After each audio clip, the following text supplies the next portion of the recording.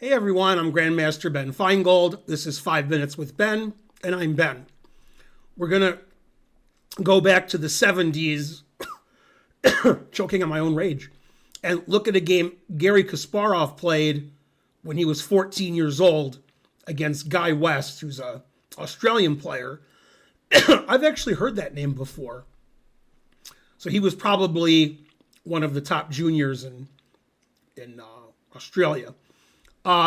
This was played by Telex because the internet didn't exist. So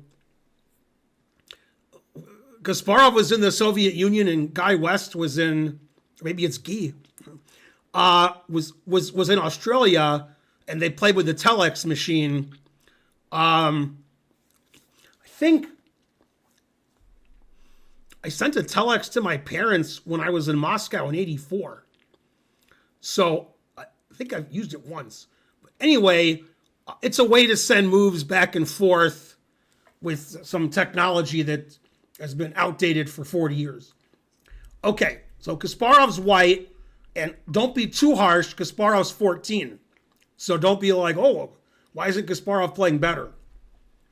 Also, Kasparov played perfectly, so you can't really do that anyway. Okay, they played a Sicilian.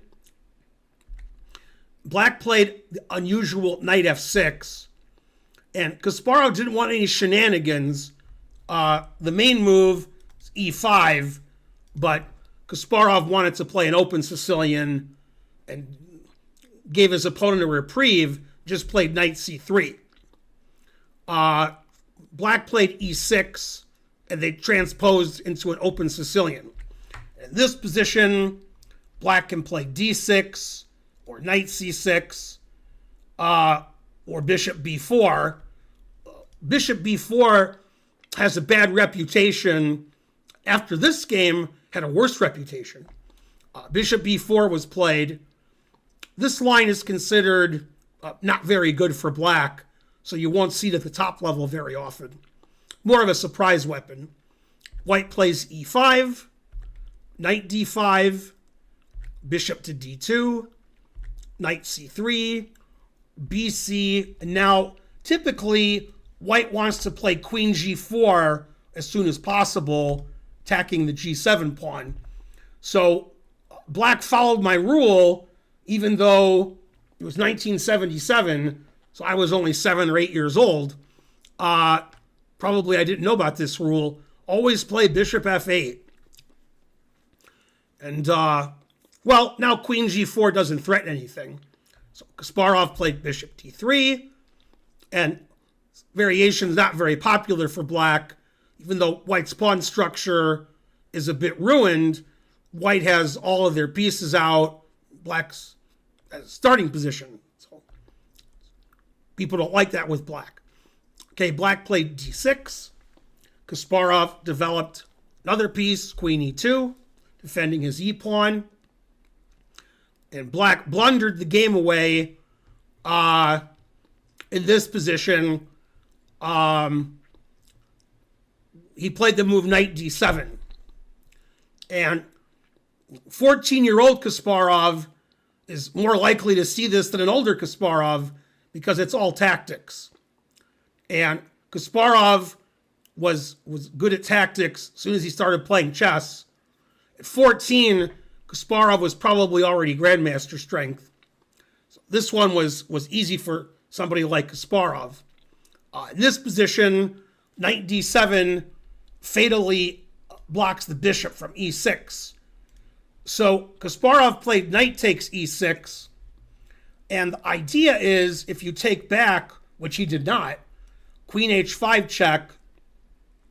Now, Black has 2 legal moves. If you play g6, I take it, and then bishop g5 check, and the truth hurts. You're going to lose your knight on f6, and you're going to lose your queen on d8. So you can't do that. That's no good.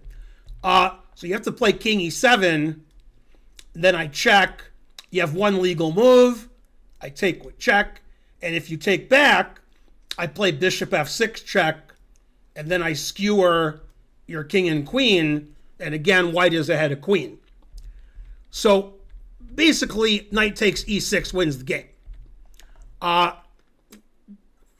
Black figured out taking the knight would lose based on the variations I just showed. So black played queen b6, and Kasparov ended the game very elegantly. And after Kasparov's next move, black resigned. See if you can find it. And I'm sure there's more than one move that gives white a winning position, but this is definitely the best move. Okay, and the answer is knight c7 check. And obviously, if you lose your rook in the corner and you move your king, that's probably, bad. But it's better than taking the knight, then take on d6 check, discovered check, winning the queen. Knight c7 check was another brilliant knight move from Kasparov. West resigned. Kasparov later went on to become one of the greatest players who ever lived. And the other guy, I still don't know if it's Guy West or Guy West. I'll never know unless Australians in the chat say, oh yeah, I know that guy, and his name is Guy. Or they'll say, I know that Guy, his name is Guy. I'm Grandmaster Ben Feingold. This has been 5 Minutes with Ben. Please like and subscribe and leave a comment, and I'll see you guys next time. Bye.